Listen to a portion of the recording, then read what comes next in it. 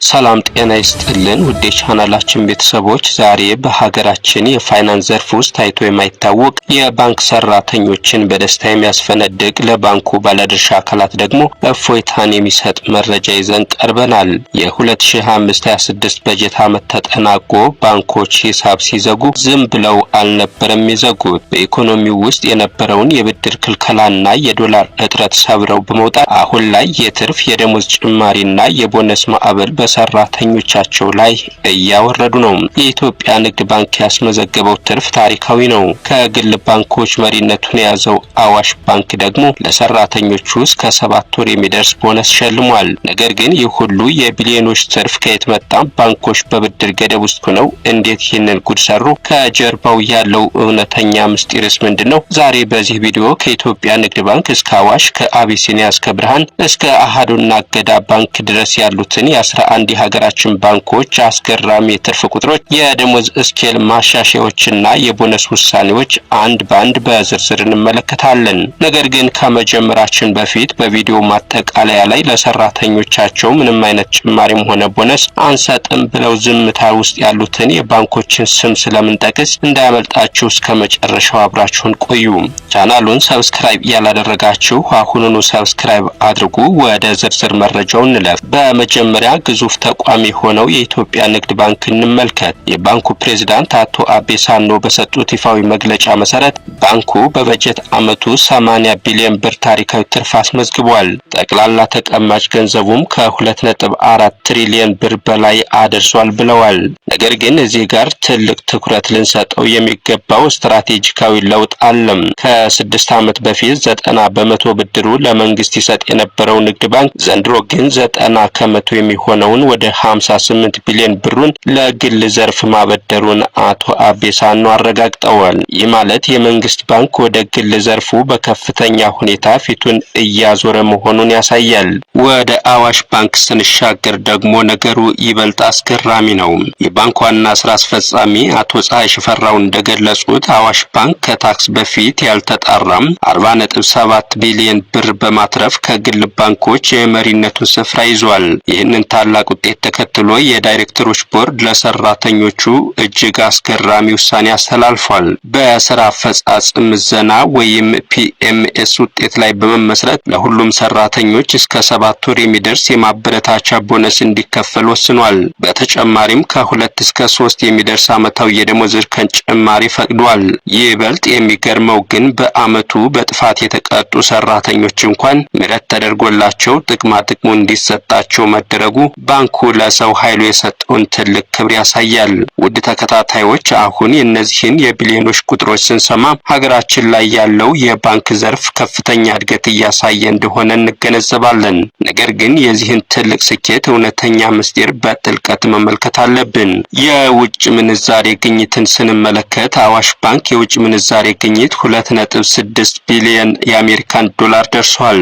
ይህ በጣም ከፍተኛ ገንዘብ ነው። ባንኮች በአዲሱ የማክሮ ኢኮኖሚ ማሻሻያ ምክንያት ዶላርን በገበያ ገዝተው በመሸጥ ከፍተኛ ኮሚሽንና የአገልግሎት ክፍያ እያገኙ ነው። የሀብት እውነታን ስንመለከት ደግሞ አዋሽ ባንክ ጠቅላላ ሀብቱ 622 ቢሊዮን ብር ደርሷል ብሏል። ነገር ግን ይህ 600 ቢሊዮን ብር ሀብት ሲባል ሰዎች ጋር ያሉትን ብድሮች ሁሉ ጨምሮ ነው የሚታሰበው። ሁለተኛ ደረጃ ላይ ካለው ከአቢሲኒያ ባንክ ጋር ሲወዳደር አዋሽ በብዙ ቁጥሮች በጥፍ እየበለጠ ይገኛል። የባንኩ የተከፈለ ካፒታልም 38.5 ቢሊዮን ደርሷል። እዚህ ጋር አንድ ትልቅ የኢኮኖሚ እውነት ልንገራችሁ። አብዛኞቹ እዚህ ጋር የምናያቸው ቁጥሮች በብር ሲሰሉ ከፍተኛ እድገት የታየባቸው ቢሆንም ወደ ዶላር ቀይረን ካለፉት ዓመታት ጋር ስናወዳድራቸው ግን የዋጋ ግሽበት ስላለበት በተጨባጭ ያን ያህል የተለየ እድገት ላይኖራቸው ይችላል። ሁለተኛው የትርፍ ምንጭ ደግሞ ደንበኛውን ያስከፋው የአገልግሎት ክፍያ ጭማሪ ነው። አብዛኞቹ ባንኮች በአገልግሎት ክፍያቸው ላይ ከፍተኛ ጭማሪዎችን አድርገዋል። ለሞባይል ባንኪንግ እንደ ኢትዮጵያ ንግድ ባንክ ትተውት የነበሩትን የ5 ብር ክፍያ እንኳን በየወሩ በድጋሚ ማስከፈል ጀምረዋል። ከኢቲኤም ስታወጡ፣ ከብራንች ሄዳችሁ ስታወጡ፣ ትራንስፈር ስታደርጉ ሁሉ ነገር ላይ ከፍተኛ ገንዘብ እየተቀበሉ ነው ይህንን ትርፍ ያስመዘገቡ። አሁን ደግሞ ወደ ቀጣዮቹ የባንኮች የቦነስና የደሞዝ ማሻሻያ ዝርዝር እንለፍ። አቢሲኒያ ባንክ በበጀት ዓመቱ ከታክስና ፕሮቪዥን በፊት 15.2 ቢሊዮን ብር አጠቃላይ ትርፍ አስመዝግቧል። የ25.9% እድገት ማለት ነው። የተቀማጭ ገንዘብ መጠኑ በ72.5 ቢሊዮን ብር አድጓል። ይህንን ታላቅ ስኬት ተከትሎ ቦርዱ ለሰራተኞቹ በአማካይ የ3 ወር ደሞዝ ቦነስ የፈቀደ ሲሆን የ2 እርከን የደሞዝ ጭማሪ አድርጓል። የብርሃን ባንክ ሰራተኞችም የምስራች አላቸው። ባንካቸው ከታክስና ከፕሮቪዥን በፊት ከ5.1 ቢሊዮን ብር በላይ አጠቃላይ ትርፍ አስመዝግቧል። ቦርዱ የሰራተኞችን ተነሳሽነት ለመጠበቅ እስከ 4.5 ወር ደሞዝ የሚደርስ ቦነስ የፈቀደ ሲሆን ለክፍል ኃላፊ፣ ለቅርንጫፍ ኃላፊዎች እንዲሁም ለመደበኛ ሰራተኞች በሙሉ የ3 እርከን የደሞዝ ጭማሪ አድርጓል። ኦሮሚያ ባንክን ስንመለከት ደግሞ ዋና ስራ አስፈጻሚ ኦቦ ተፈሪ መኮንን ባንኩ በታሪኩ ከፍተኛ የተባለውን የተቀማጭ ገንዘብ ማሰባሰቡን ገልጸው ለሰራተኞቻቸው በቅርቡ ልዩ ሽልማትና እውቅና እንደሚሰጡ አብስረዋል። በተመሳሳይ ወጋገን ባንክን ስንመለከት የዳይሬክተሮች ቦርድ የ2 ወር ደሞዝ ቦነስ ፈቅዷል። አንዱ ወር በምግብ ወይም በቁስ፣ አንዱ ወር በጥሬ ገንዘብ የሚከፈል ነው። በተጨማሪም ለሁሉም ሰራተኞች የ2 እርከን የደሞዝ ጭማሪ አድርጓል።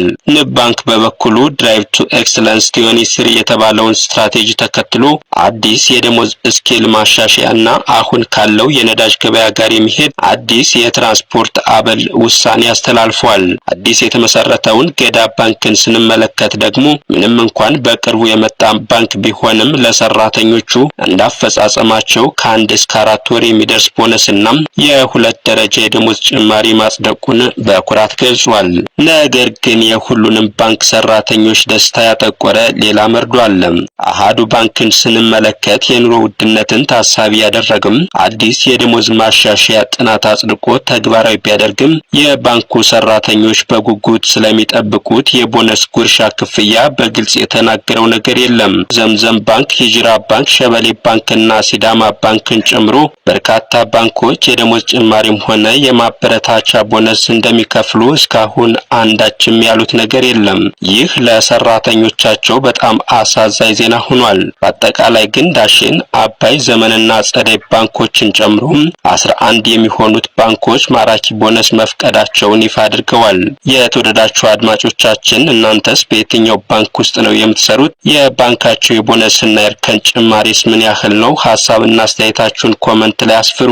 በቀጣይም አዳዲስ መረጃዎችን ይዘን እንመጣለን። ቻናሉን ሰብስክራይብ ማድረጋችሁንና ቪዲዮውን ላይክ ማድረጋችሁን አትርሱ። መልካም ጊዜ።